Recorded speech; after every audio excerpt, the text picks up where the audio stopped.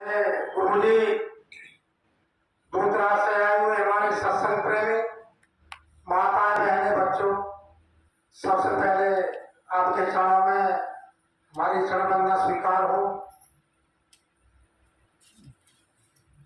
सबसे पहले मैं काफी समय बाद सत्संग उपस्थित हुआ हूँ, विभागीय कार्यों में व्यस्त था, इसके लिए मैं थोड़ा माफी चाहूंगा सबसे।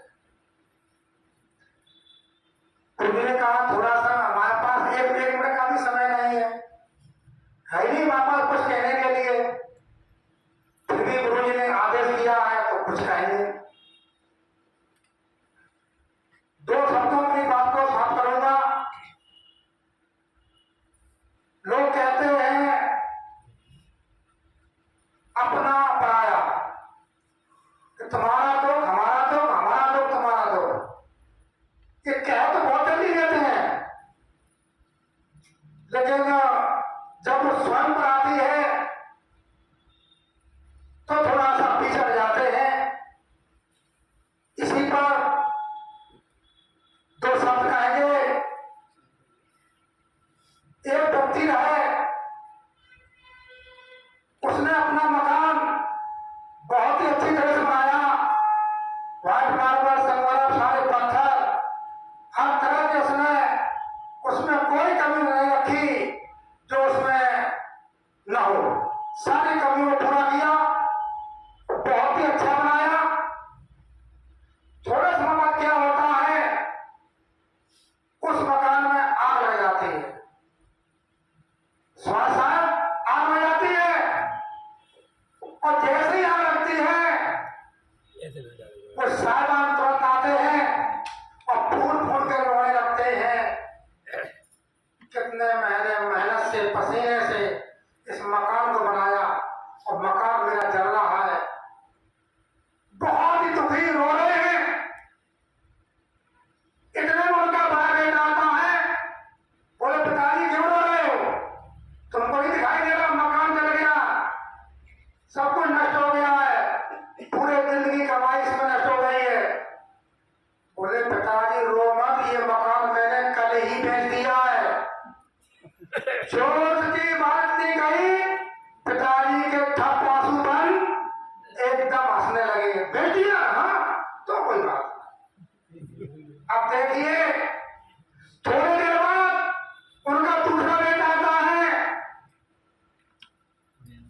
बोले पिताजी मकान तो बेच दिया था, लेकिन उसने बयाना बच्चा कुछ नहीं दिया है, गले दिया, तो अब तो ये मकान जल गया, अब तो शायद वो पैसे देगा भी नहीं। हाँ पिताजी लग तो ऐसा ही रहा है, वो पैसे नहीं देगा। अब पिताजी फिर फूल फूल के रोने लगे, बहुत जोर से रोने लगे, अब तो मैं बर्बाद हो गया हूँ, सब कुछ मेरा लुट गया है।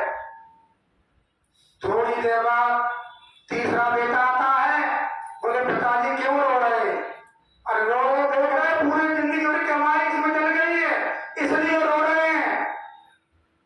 पिताजी रो मत, अभी हम थोड़ी देर पर उसके पास गए तो उसने कहा था कि देखिए बात तो बात है, कल हमारी बात हुई थी, जो दिन बात हुई थी वो हमारी तुम्हारी बात बाकी है। अब कल बात हुई थी लेकिन आज चल गया, उसमें तुम्हारा कोई दोष नहीं है, पैसे हम तुमको पूरे ही देंगे। जो इतनी बात पिताजी सुनी, पिताजी फिर चुप हो गए और फिर हंसने लगे। अब देखिए मकान वही है, वही सब कुछ है, लेकिन थोड़ी सी भाव में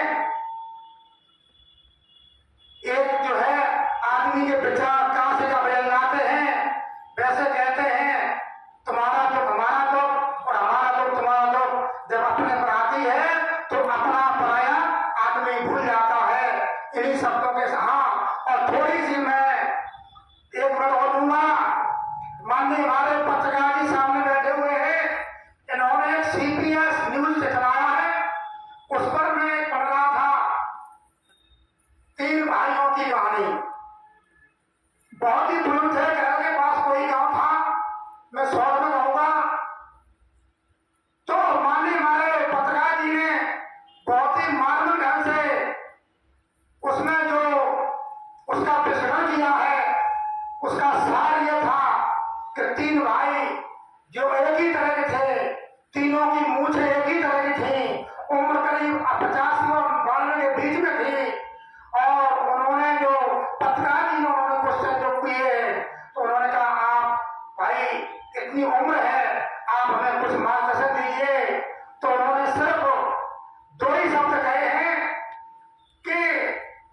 स्वास्थ्य